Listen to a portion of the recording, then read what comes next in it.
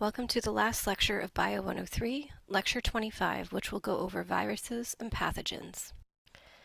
Viruses are considered obligate intracellular parasites. This means that they can only reproduce themselves inside of a host cell. They do not have the ability to reproduce on their own. As a result, they are not considered to be true life forms, as they do not have the ability to reproduce themselves. A typical virus is comprised of the genome. The genome refers to the genetic material of the virus. This can take many forms, either DNA or RNA. It can also be single-stranded or double-stranded. It can be positive or negative, depending on the polarity of the molecule, and it can also be circular or linear. A virus also contains what is called the capsid.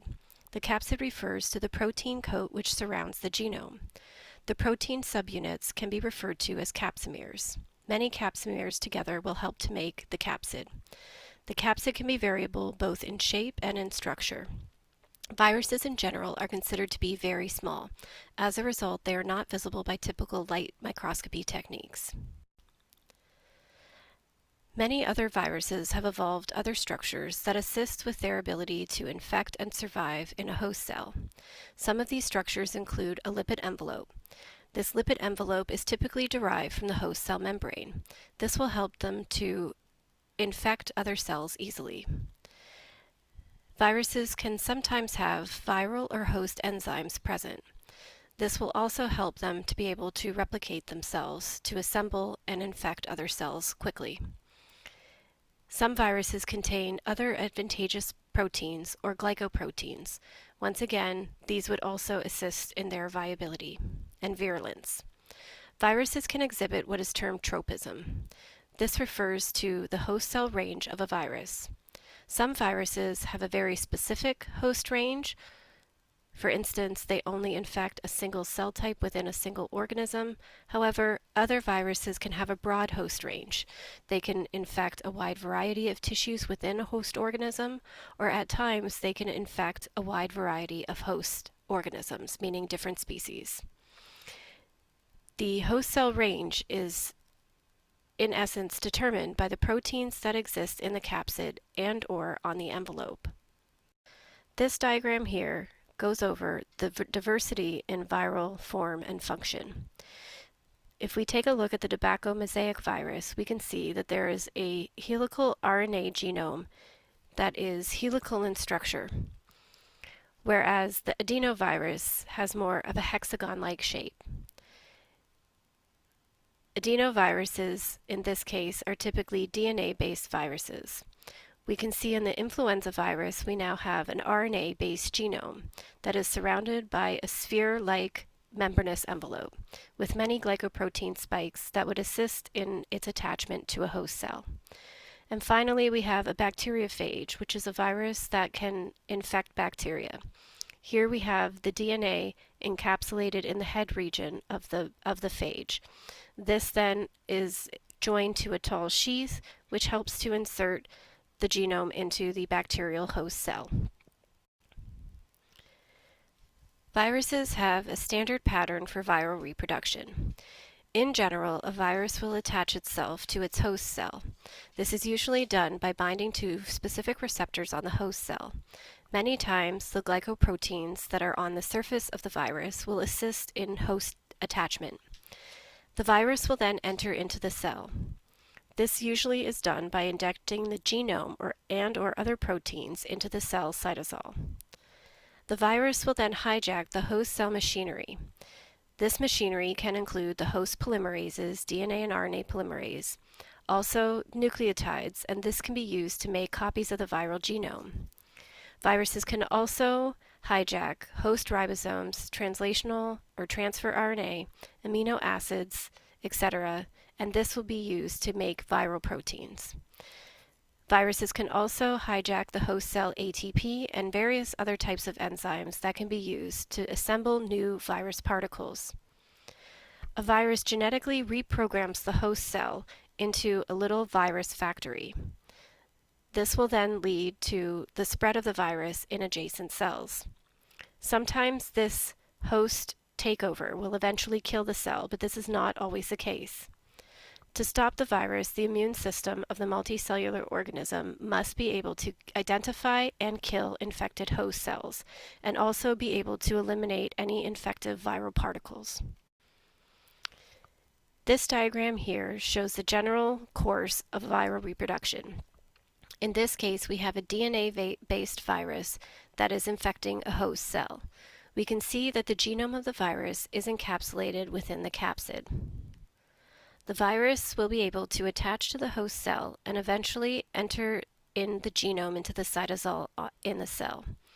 When the genome is inserted into the cell, it is uncoded and thus will release the viral DNA and capsid proteins into the cytosol. Host enzymes will then begin to replicate the viral genome. The viral genome will contain important information responsible for creating new viral particles. The host enzymes will be involved in transcribing the viral genome into viral mRNA. The host ribosomes will then use this viral mRNA to make more capsid proteins. As a result, the viral DNA and capsid proteins will be assembled into new viral particles. These viral particles can then exit the cell. As stated in the previous slide, this does not always lead to cell death. A bacteriophage refers to a virus that infects bacteria. Following host cell infection, the phage has two different life cycle choices: lytic cycle or lysogenic cycle. The lytic cycle involves active virus production. This typically leads to lysis of the host cell and complete destruction of the host. The lysogenic cycle, on the other hand, is considered to be the dormant state. In this stage, the phage will hide within the host genome. However, a dormant phage can switch to the lytic cycle. Under most circumstances, the phage will hide within the lysogenic cycle. The switch to the lytic cycle is usually triggered when adverse conditions are encountered. A virulent refers to a phage that is in the lytic cycle. This slide depicts the difference between those two life cycles. The lytic and lysogenic cycle both start with attachment and injection of phage DNA into the host cell. However, in the lytic cycle, we have the destruction of host DNA. This will then lead to the synthesis of viral proteins and genomes as the phage begins to take over the host cell. Eventually, the host cell will begin the assembly of phage particles, as the machinery of the host cell is being taken over and directed by the viral DNA.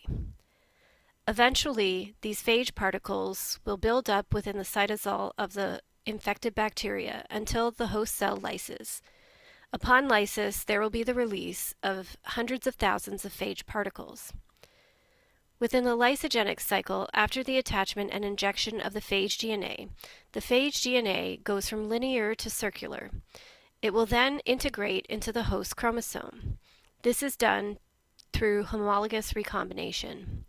At this point, the phage is now termed a prophage. The dormant prophage can passively be passed on whenever the host bacteria replicates. As a result, through the lysogenic cycle, the virus can be passed on for multiple generations. However, if the prophage decides to pop out of the host genome, it can then force the host cell into the lytic cycle. This diagram here depicts the lytic and lysogenic cycle. Both start with the attachment of the phage and the injection of its DNA into the host bacterial cell. The phage will then circularize, and then the bacterial cell will enter into either the lytic or the lysogenic cycle. If the lytic cycle is induced, phage DNA and proteins will be synthesized and assembled, as the viral DNA will eventually take over the host cell. These particles will assemble and accumulate within the host cell until eventually you get cell lysis, releasing the phages to the rest of the environment. These phages can then go on to infect other bacterial cells. However, if the lysogenic cycle is entered, the circularized phage DNA will then enter into the host cell genome, forming a prophage. As stated previously, this prophage will be copied along every time that the bacteria undergoes replication. This will then be incorporated into the daughter cell DNA. As stated previously, a cell can go from the lysogenic to the lytic cycle. This is usually brought on by conditions of stress. Bacteria have evolved many different defenses against the infection by bacteriophages. Some of these include lysogeny. This occurs because the bacteria can both survive and reproduce while in the lysogenic phase. This allows for the bacteria to survive even though they are infected with the virus. There's also the case for natural selection. Natural selection will eventually favor mutations that decrease infection. Bacterial cells also have restriction enzymes. Restriction enzymes are able to identify and destroy foreign DNA, including viral DNA. In particular, there is the CRISPR-Cas system within bacteria. This stands for Clustered Regularly Interspaced Short Palindromic Repeats, and this is associated with CRISPR-associated proteins. When this system is present in bacteria, once the phage has incorporated into the host genome, the host can actually identify this sequence and cut out and destroy the phage DNA. It can also have the ability to recognize and destroy phage RNA as well.